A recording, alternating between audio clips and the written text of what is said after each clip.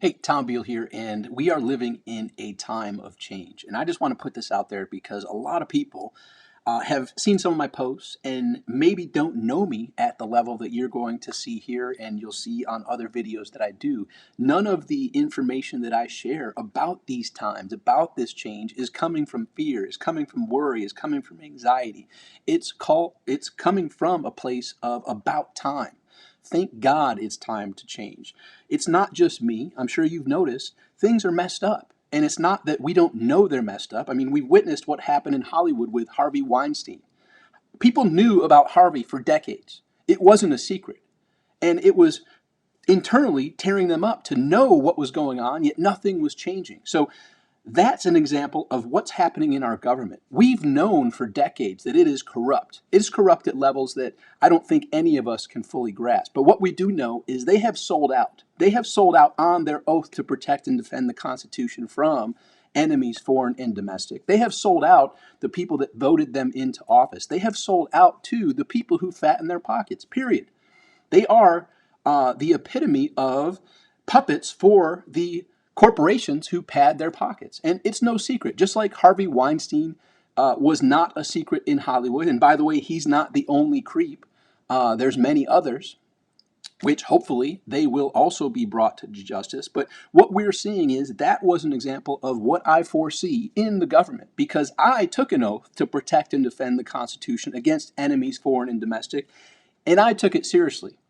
And I'm not saying all who were elected are not taking it seriously or are in office in the non-elected positions. We're talking Supreme Court. Like, the corruption runs rampant. It's not a very exclusive group. It's pretty much an all-inclusive group. And if you haven't watched the Eddie Murphy movie from old called Distinguished Gentleman, it's about a hustler who sees the biggest hustle, the biggest scam is being in the government.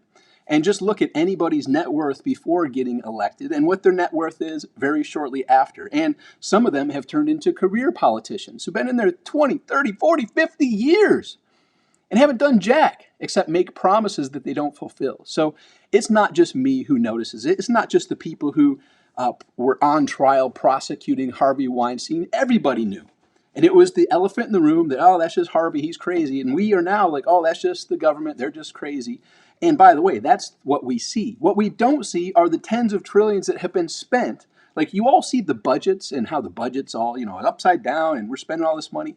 We don't see, because since around the JFK time, when the deep state really became rogue and literally took him out, they have been rogue and have been spending tens of trillions of dollars that we don't see.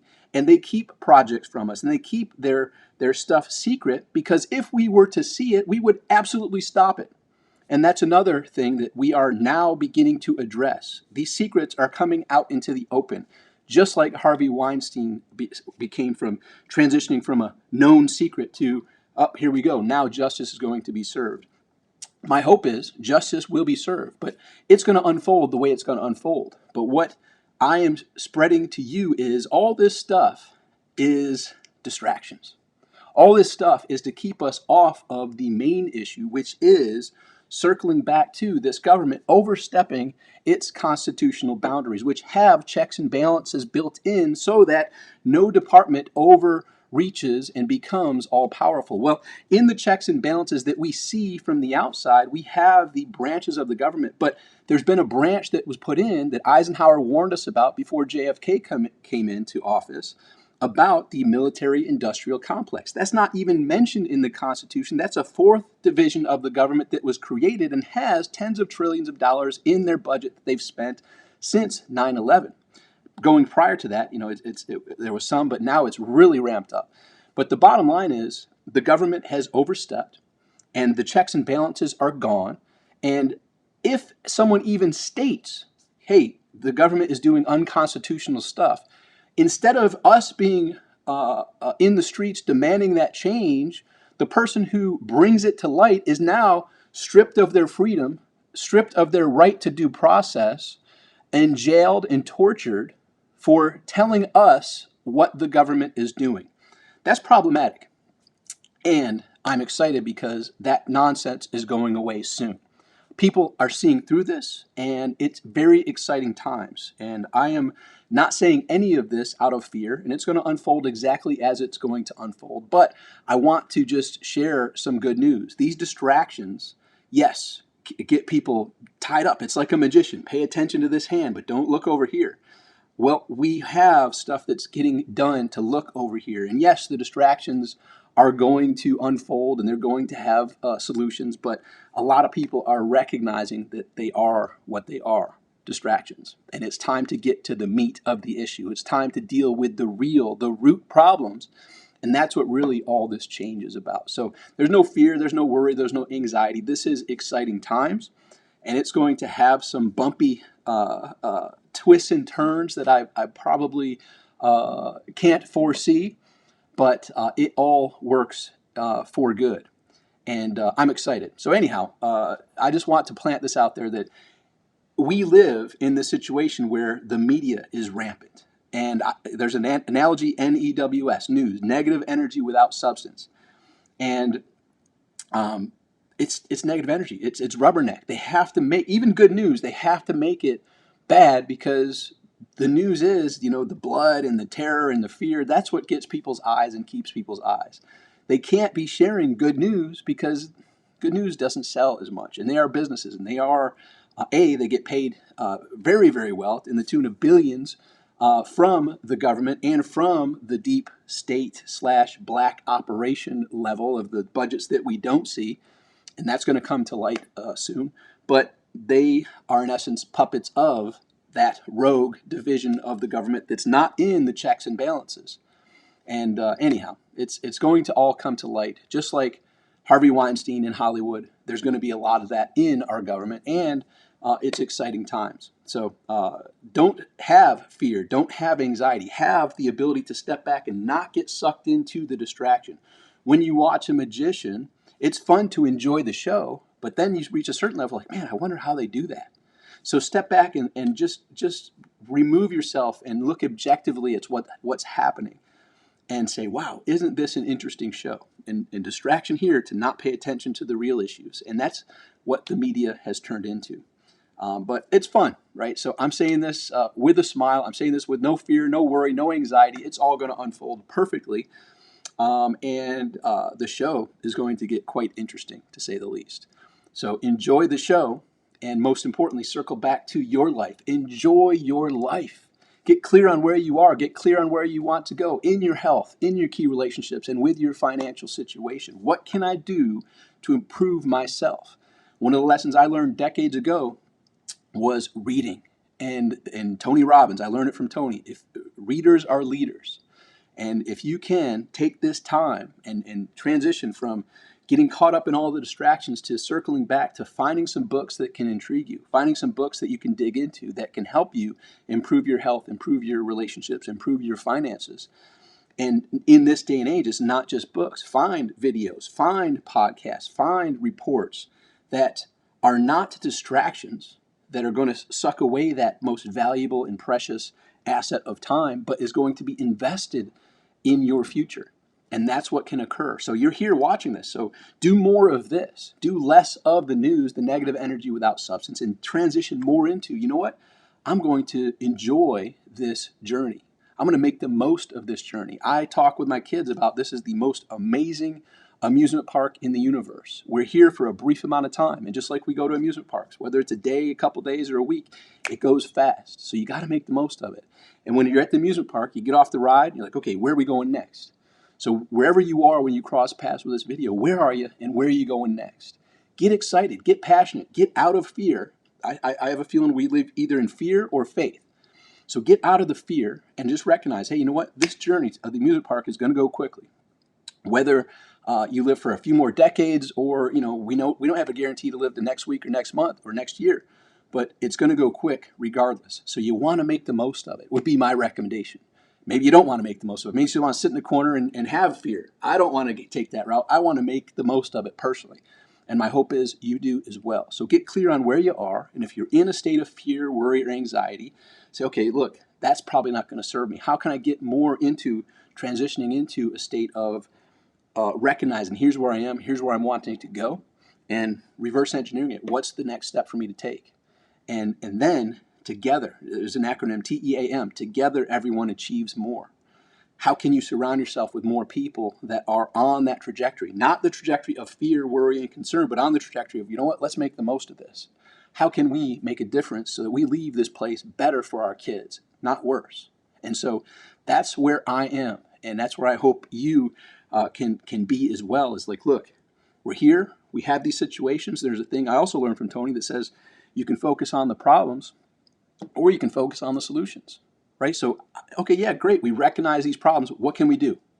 What can be done, right? And fear, worry, anxiety is not going to get stuff changed. It's like, okay, that's focusing on the problem. Let's transition to focus on the solution. What can we do to make a difference, to leave this place better for our children, for our grandchildren?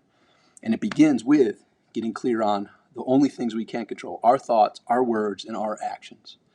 And to get out of fear and get more into faith and get more into action, and watch how you can take your life, any area, your health, your relationships, your finances, with the proper attention, with the proper plan, with the proper discipline, with the proper commitment and consistency, very short order, weeks, everything can change for you. And look, let's not sugarcoat it. This is some crazy stuff. Like businesses that were thriving, some have closed completely. Businesses that had many employees, those employees are no longer employed. Like, so look, there is some fear, there is some worry, there is some anxiety due to the new situation. But then if we can focus on the problem and dig deeper, or look, hey, what's the solution? Okay, great. I didn't expect this. I'm in this weird predicament. How and what can I do to get one step further towards that solution? And look, I get it, and we've lost family, we've lost friends, we've lost, and stuff happens. We've lost businesses, we lost job, we lost revenue as a cumulative, right? So how can we come together? Who are the people that are now transitioning to focusing on solutions? How can you surround yourself with more people that are looking more for the light at the end of the tunnel, more for the optimistic steps that can be taken versus digging that deeper vortex to the problems, the worries, the anxieties, and stress? Not to say I get it. Like, look, there's a lot of people that technically, yeah, you should be anxious, you should be fearful, you should be worried, you should have that, because if nothing changes, it's not looking good, right? If you're on that trajectory, it's not looking good. There has to be a change, and that leads to the next thing. If nothing changes, nothing changes. What are you committed to changing? And so I would recommend considering detaching. Like, if there's anything we need to defund, it's the freaking press and the BS media, and get detached from that crap and start attaching to positive, upbeat, moving forward, focused on solutions type of stuff. And when we recognize we're all in this together, team, together everyone achieves more. When we pull together, instead of focus on the minuscule things that we can see that are making us different and going into the us versus them the easiest way to control the populace, and say, look, we're in this together. How can I help you? What can I do to help you? With my own unique personality, experience, and perspective, how can I help you? And when you come together and you help people, they'll be able to use their personality, experience, and perspective to help others. And together, we can help each other get from where we are to where we want to be, which is, from my perspective, eradicating the lies, eradicating the bull crap, eradicating the corruption, and getting those people who did sell out and did violate their oaths and did take huge payments, millions, tens of millions, hundreds of millions, and more, to throw the citizens under the bus in these elected roles, due process, and may justice prevail. And look, they are shaking in their boots. They know they screwed up. They know they are traitors. And they know that justice will prevail. And so they should be scared.